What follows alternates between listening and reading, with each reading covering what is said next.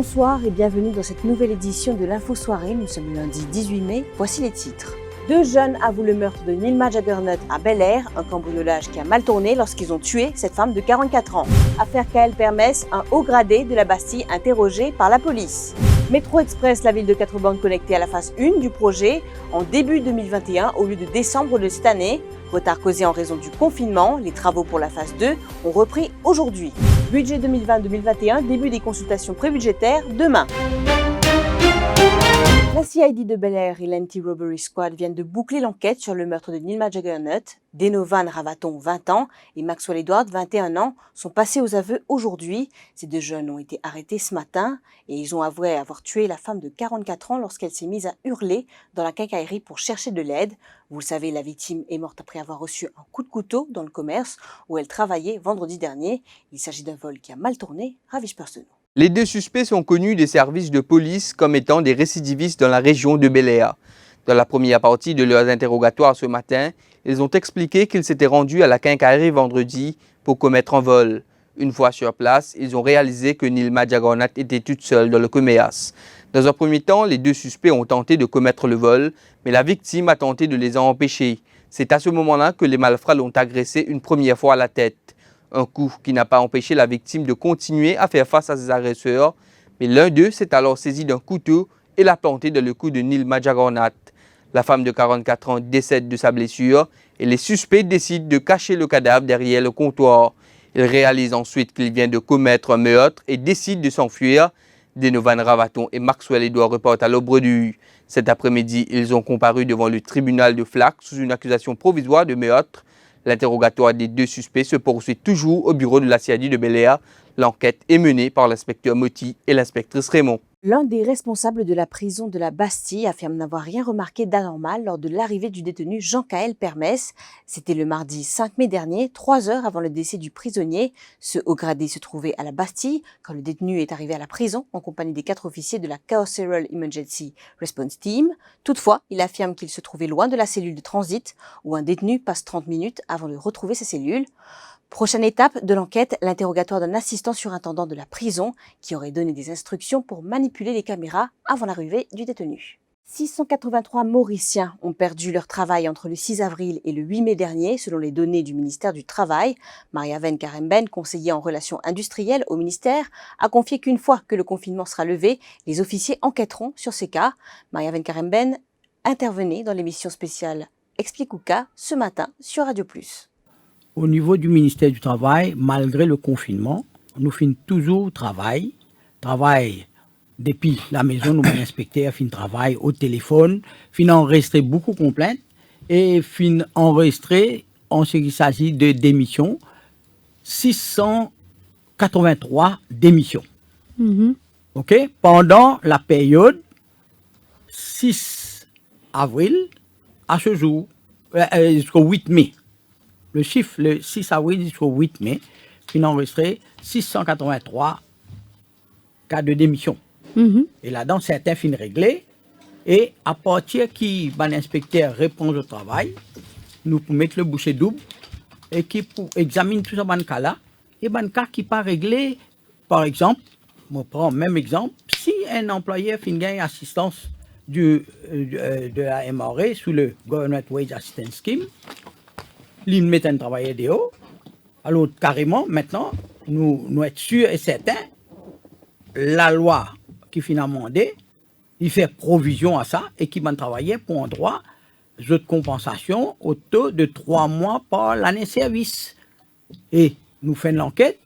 Si l'employeur pas vient à la raison, pas payé, l'affaire, comme tout cas, nous pourrions faire lui en cours industriel et le magistrat pour décider. D'un autre côté, plus de 200 000 personnes ont repris le travail dans le privé, alors que dans la fonction publique, on opère avec au moins 30% du personnel excluant, ceux travaillant dans les services essentiels. Les prix des masques ne sont pas fixés, mais sont contrôlés par le ministère du Commerce. Vous le savez, le port du masque est obligatoire depuis ce matin. Les contrevenants risquent une peine de prison maximale de 2 ans et d'une amende de 50 000 roupies.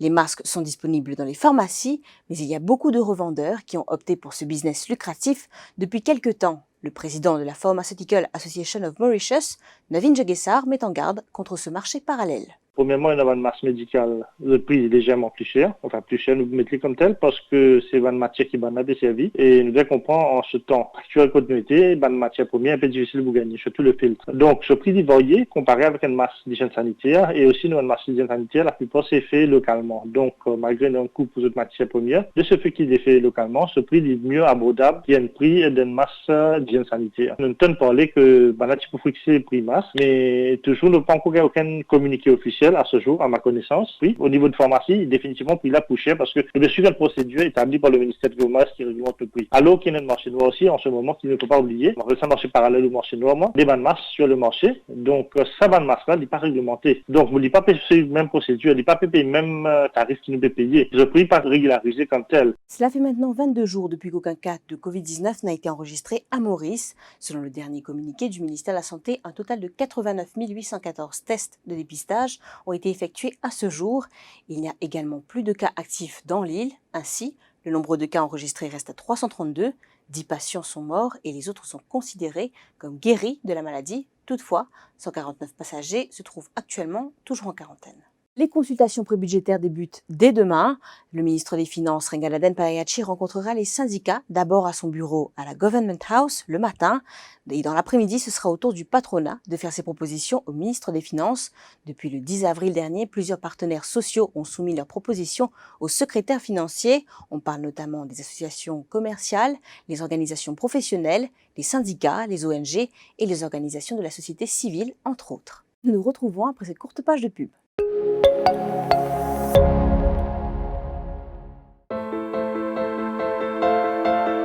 For over 3 decades, Al Shifa has been traveling around the world to bring you the finest honey. Pure, untouched, the way it is created in nature.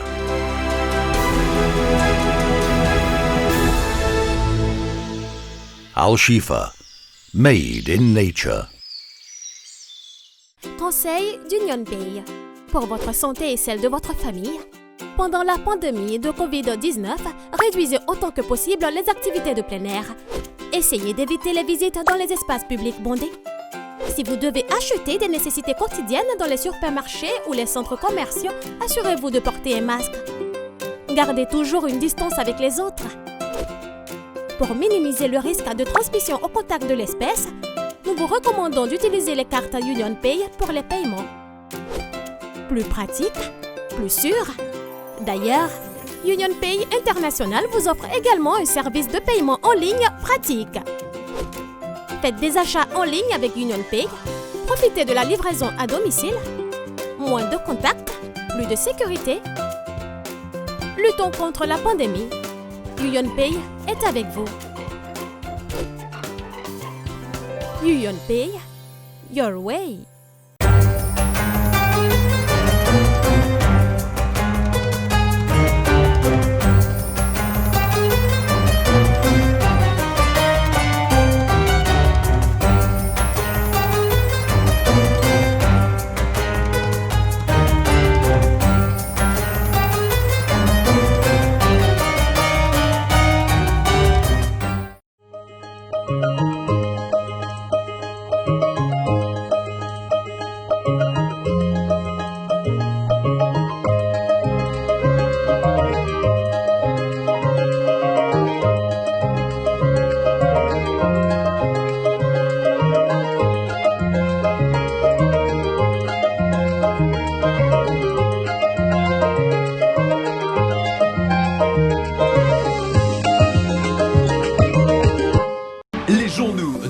Media Group en e-paper en vente à 10 roupies l'exemplaire. Pas nécessaire sortir tout dans la case ou lié au journal. Paiement en toute sécurité par carte de crédit. 10 roupies l'exemplaire.